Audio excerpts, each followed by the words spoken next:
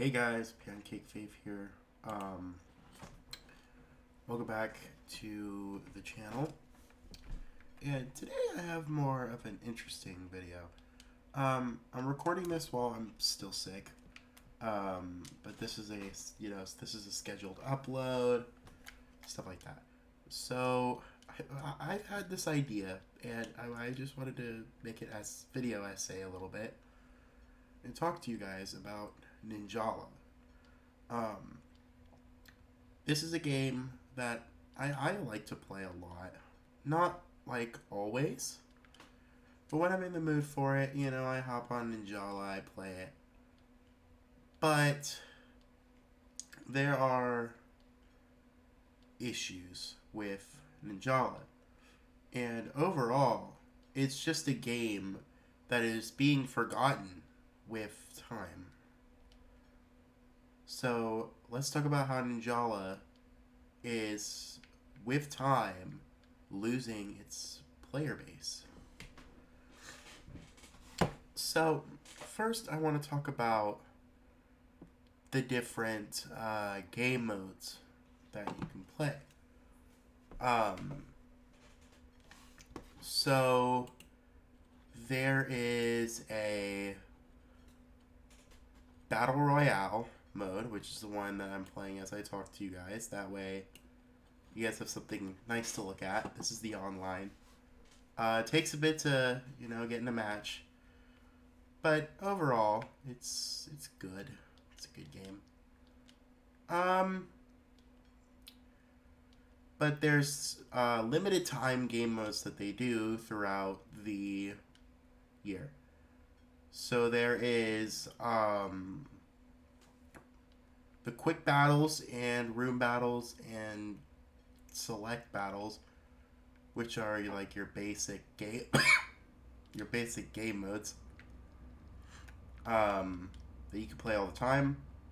And the limited time game modes are either they rotate monthly, I think.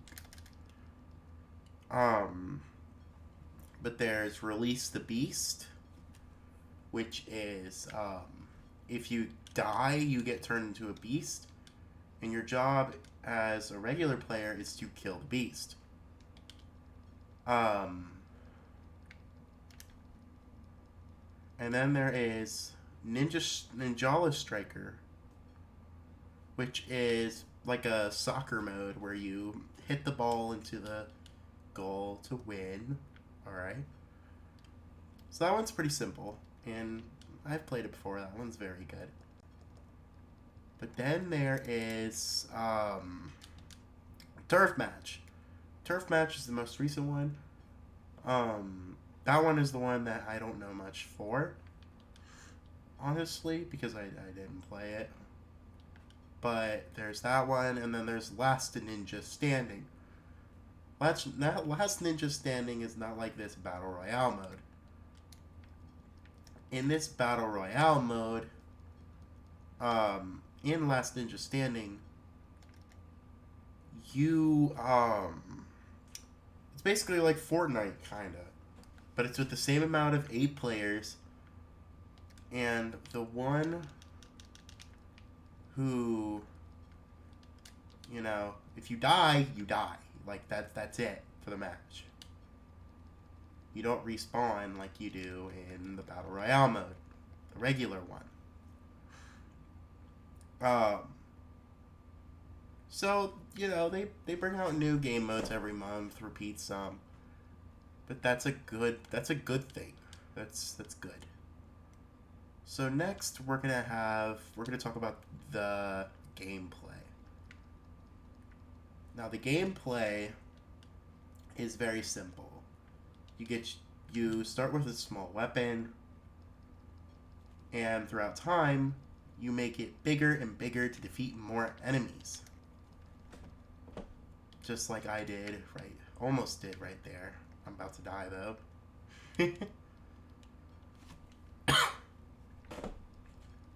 I might get a kill. Let's see. Nope. And there are special moves that you can have. in the game depending on what weapon you choose and what shinobi cards you choose, which can also give you some power-ups, like give you more of your bar, you know, this like the yellow bar at the bottom, um, gives you more of that meter, something that can help you. And the more you do stuff around the world, like kill enemies, kill these drones, the more points you get. And there's also this rock, paper, scissors mechanic that you kind of go for to try and kill. The next thing that I want to talk about is the weapon updates. Hold on just a second here. Okay, moving on. The weapon updates have been very, very fluent. There's a lot of weapons in the game, and I'll show you guys that once we get past the loading screen here. But there is the drill, which I use. There's like cat claws, and there's a bat. Yeah, here. There's a fan, bat, which I turned into a katana from Demon Slayer. There's like a corn bat. There's different hammers. A lot of different hammers. There's yo-yos. Lots of different yo-yos too. There's these boards. And then there's the cat claws.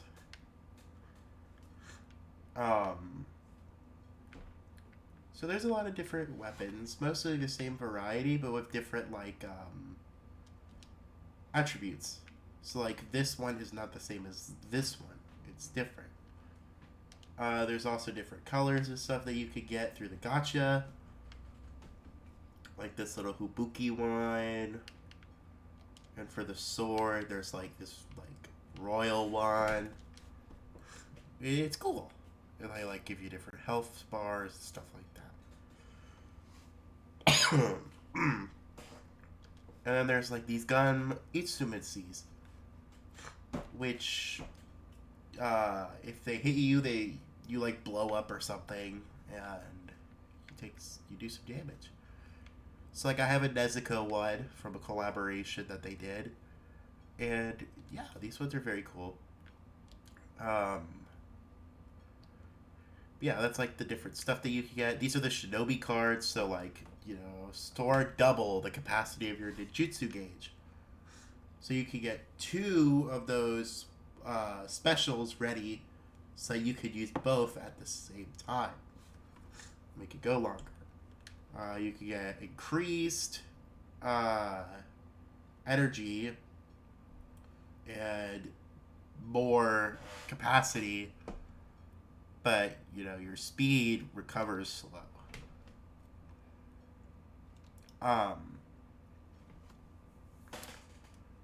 And I want to talk about the maps that they have for the game. So let's go into training and I'll be able to show you. So like there's the standby dojo, which will be replaced with this big like resort kind of place to like show off your emotes and stuff with people. That will be the new lobby coming in just a couple days of making this video. There's WANA Academy in Eagle City, which launched with the game. There's Shinobi City, that was released in Season 3.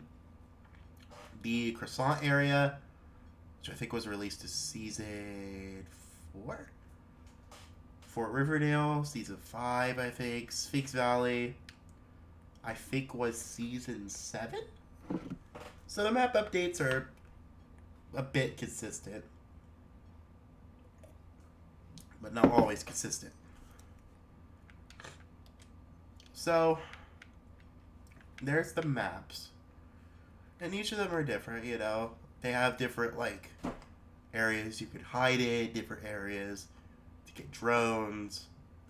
Some are open, some are more smaller, which really adds to, you know, what weapon do I want to use to ensure victory on all of these maps? Or if I'm good with one map and not good with another, should I use this weapon? Stuff like that.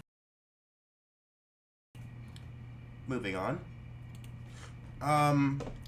The microtransactions. Now, this is one thing that I do want to talk about, because I think it's one of the main reasons the game is being forgotten, is because of these microtransactions. Let's go to the shop here. There's a lot of different stuff that you can buy. So there is the here's the shop, which 1,000 costs $10. 2,800, $25. I mean, this is Fortnite pricing before they made the 20% off everything. So it's very expensive to get stuff. And then here's the Battle Pass. And they made like a budget version of the Battle Pass, which is cool. Gives you the first 30 levels of the Battle Pass for free. Which, if I had that much, I would be doing it, because it's pretty cool. But, like, see, you get stuff like emotes. It's like there's an airplane dash. You get some stickers. You get more Ninjala, so you can spend it on, you know, the battle passes and stuff again. There's, like, some face paint. Sorry. There's some maracas. Some, like, life recoveries,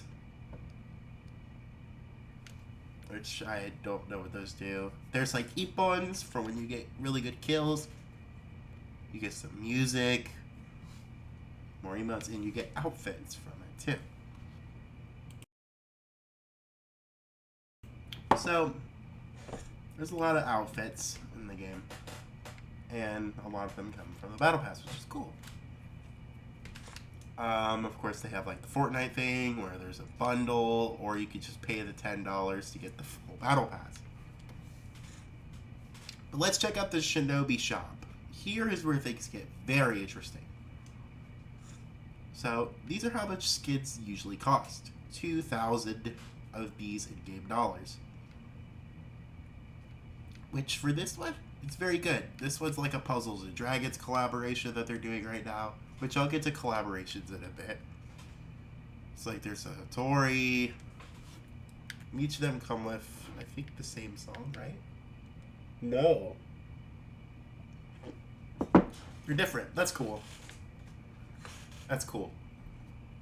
But, like, these ones are linked outfits, so you can't wear one. You have to wear all of it at once, which kind of sucks. It's like Valkyrie style. You gotta wear all of this. Or no, the hat. I think the hat and the hair are connected or something. And this is like the collaboration tab where you can see like the different stuff. But again, I'll talk about that in a bit. And if you have the Battle Pass, you get discounts on a lot of these items.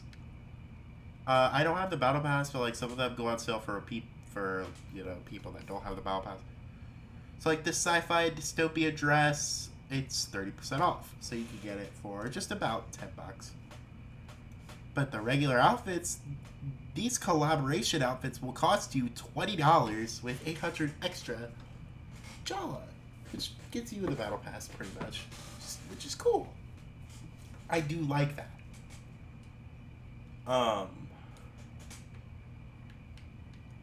But these are mostly like, you know, there's something for your back. Here's like a hat that you could wear, which I want that. That's cute, but that's $8. There's a bathtub monkey. That's cute. And yeah, overall, items rotate every day. You know, there's like a recommended tab, and there's a ranking tab, which shows off what a lot of people buy, which has mostly been the same for months. But that's not a bad thing. Maybe people just like the outfits. It's like this Yukuna hairstyle, or Yukiana, I'm thinking. $5 for that. That's pretty cool. I like that hand. But I think that these outfits are the reason people are leaving the game. Not entirely, but I think it's like a bad thing to have this many options, and especially when it costs so much money, right? Like I know Fortnite, Apex, all these games do it. They all do it, and it's because they need to make money somehow, and that's fine. But I think, sorry, I think when you have so many options to get at once, or some stuff is locked, I don't think that's very cool. Like Fortnite, I buy a skin, and I have a skin, but for $20, I'm not gonna get that much. Like I might get like a detective coat. Say I wanted this outfit, the detective coat and the hat. It's gonna cost me $20 with 400 extra. Which, again, it's not a bad thing. But I just think it's one of those, they never really give you a discount on Ninjala. But here's the good thing about these microtransactions with the game. They do these match cities every few months, where if you log in every day, you can get up to like 300, 400 Jala, which is great. That's nice. So that people can get what they want from the Shinobi shop. That is very nice and very kind of them. But here is where the microtransactions get too much. There's a Shinobi shop, and there's the Gumball Machine. Now let me explain the Gumball Machine. It's basically gotcha in a kid's game. It's like you could, you get Gumball coins for these ones, or you pay real life money for this. For a chance, a very, very small chance to get that. Now, I know Genshin Impact does it. I know I'm comparing a lot of games, just throwing stuff out there. But big thing about Ninjala is they like to give you stuff, and then they give you gacha. A lot of the outfits go to the gacha. Not incredibly a lot, but when a collab comes out, a lot of skins, or not a lot, but a few, the most important ones, are locked to the gacha. So there's no way to get these outfits outside of the gacha. You have to spend your money for a chance. And that's an issue. These ones are fine because these ones are like, they're stuff that you can get. Silver medals, that's easy to get in game. Gumball machines, they give, the gumball coins, they give those out every month. But I just don't like this. 10 tries for $10. That's not great. Like, let's see what the chance is. There's a 5% chance, which is pretty good compared to, like, other games where they give you like a 1% chance of getting it. So that's more of a chance than anything. The gacha is also the only way to get gum. The skin outfits for your weapons. And here's the thing, folks. This one is crazy. When you get those skins, you have to either have the Ninjala pass to keep them, and use them infinitely, or you only get a certain amount of the color. So like I used to use this one, the Dream Drill Gun. You have to have a battle pass to keep these infinitely, get infinite uses out of it, or you just don't get it. You get limited uses with it, and that's it. So like one use, 5 uses, 6 uses. You know, it's ridiculous.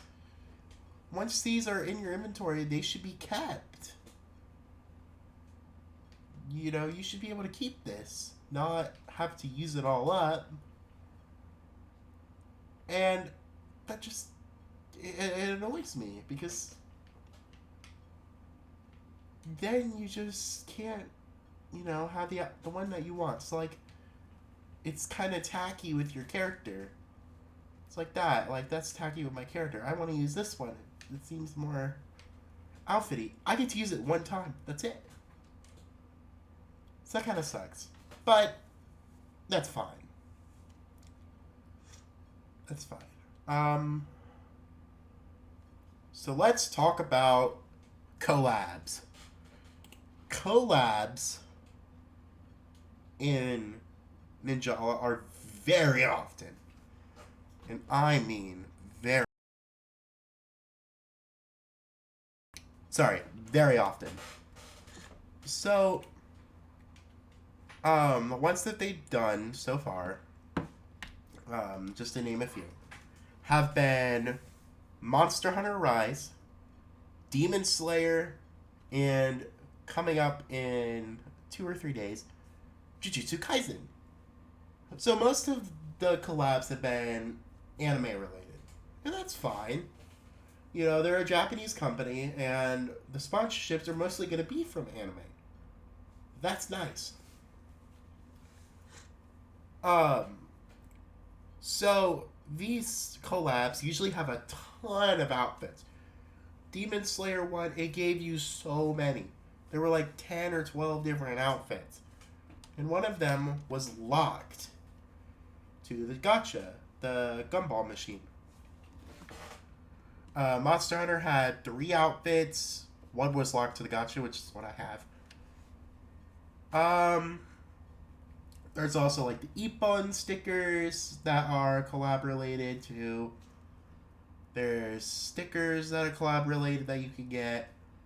And there's a bunch of different, you know, stuff that you can get from it. So like the outfit that I have, that one, she has Kaneo and Nezuko, and I have just the Nezuko outfit. Again, none of them give you like a gameplay boost or anything, but they're just cosmetic, so that's fine. But it's options are not a bad thing for the game, but it's the way that these collabs are just, they just kind of get thrown out there sometimes. It's like, hey, we're doing a collab. That's fine. And this is also where the game being forgotten is, you know, its player base. It's kind of rough on these collaborations because the collabs do bring people in. And like the Demon Slayer one, I think it has like 800,000 views on YouTube, which is very good. It means people are interested in the collab. They want to, you know, get in on the game. But the gameplay is just so repeatable and so simple. Nothing really changes with the game. It always feels like I'm playing the same thing. It doesn't feel like Fortnite where every match is different. Every match is its own story. It feels like I'm playing the same thing. A repeatable process. And that's where I think the player base falls off, and also why a lot of people have quit Ninjala. Now, Ninjala is a very good game. Like, it's very polished, as you can see. Has some good soundtracks in it. And overall, overall, it has a good idea, but the way they've executed the idea is so poor that it's boring to play. And the story mode does nothing different. Yes, there's a story mode in Ninjala, and I'm gonna get to that in a second. And I'm kind of sidetracking from collaborations and talking more about the gameplay now, but the gameplay is just kind of dull.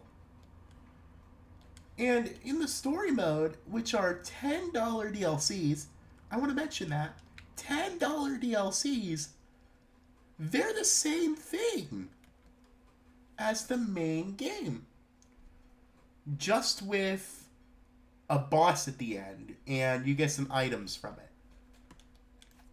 And if you 100% it, you get more items, which is a good incentive. But one, why are the story modes $10? I think that they're like 6 levels long. It's not that long. It's not like, oh, you're gonna get like a, at least a 4-hour story out of it. No. These modes can last you anywhere from an hour of gameplay to 3 hours of gameplay. If you are going for a 100%, you will probably not get as far as... If you're not going for 100%, you'll probably get an hour or 2 out of it. And...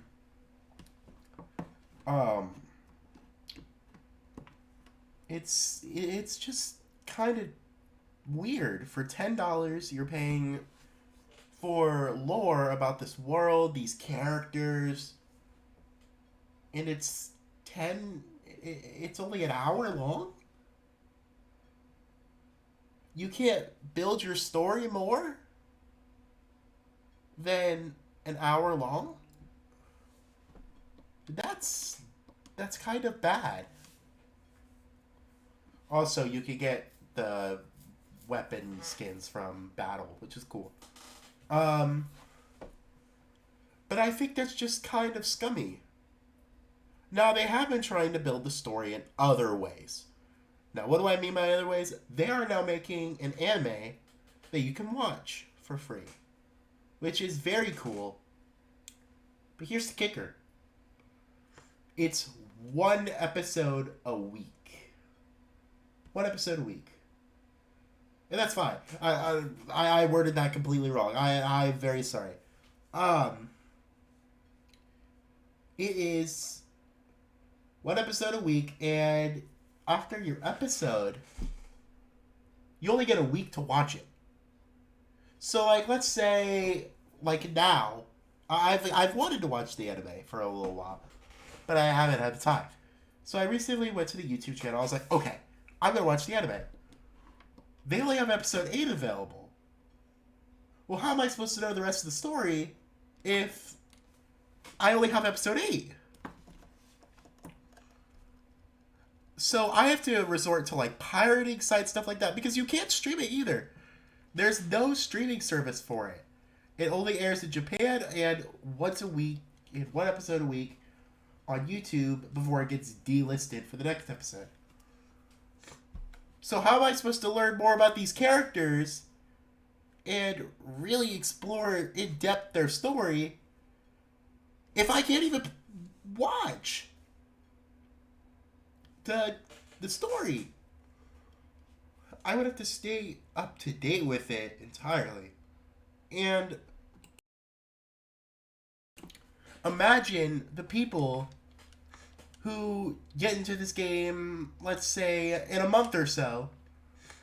Anime's over. They want to watch the anime because they found out that, there's lore in it. So they think, okay, I want to watch these anime. And they go to the YouTube because they say go to YouTube. And it's gone. There's no anime left. So you have to resort to either not watching it at all and not understanding these characters in future story DLCs, or you just don't watch it. And that's what's gonna be kind of hard if you're trying to build this world of characters. So like the one I played, I'm not gonna spoil it. Never mind. I'm not gonna spoil anything in case you guys want to play Ninjala. But basically, yeah. That's what the story mode stuff is. Now, as the ending point of this video, I want to do just an overview.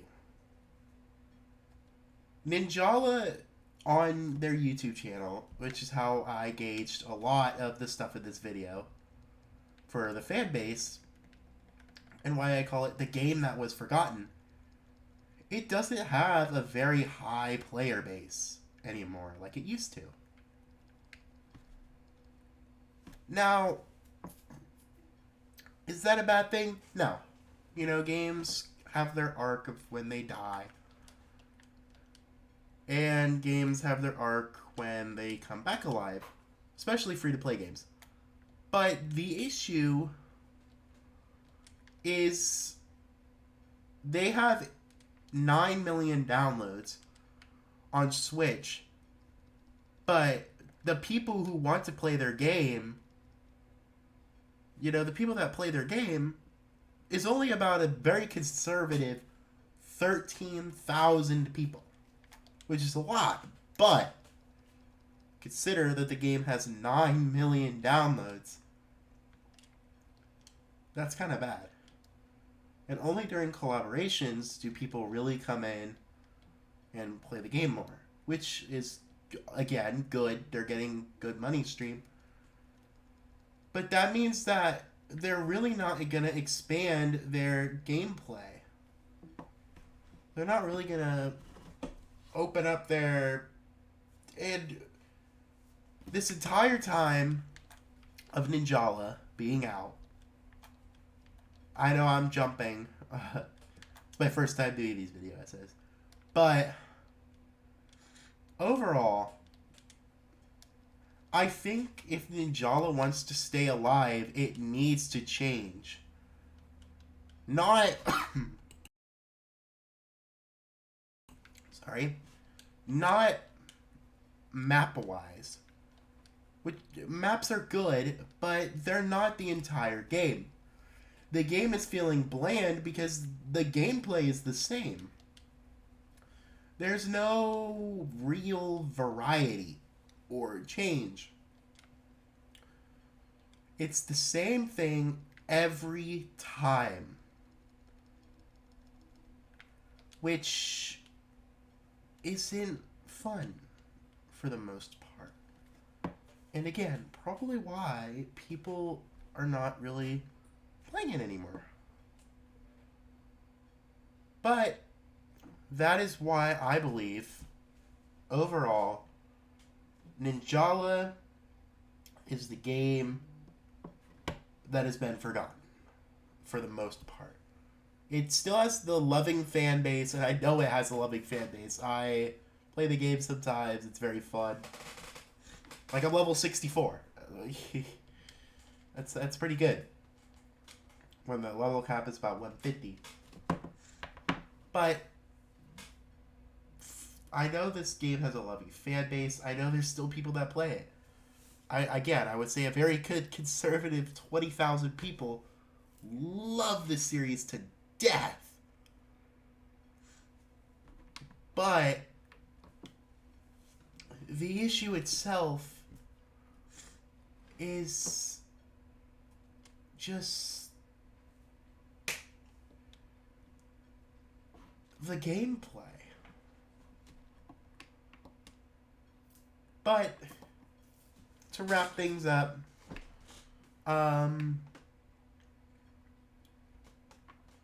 this is Pancake Faith signing off. This is my first video essay, as I said. This is the first time doing much of anything, and it's been fun talking about Ninjala and its failures, its good and its bad. But overall, subscribe to the YouTube Pancake Fave here. I have a Twitch channel, twitch.tv/PancakeFave. And I have a Twitter account, PancakeFaveTTV. So, thank you guys so much for tuning in to this Ninjala video. I hope you guys really learned something about the game, because I do love this game. I really do love this game. I think it is one of the best free games that are exclusive to the Switch. By far. One of the most creative ones. But yeah. Thank you guys for watching, and this is Pancake Faith signing off.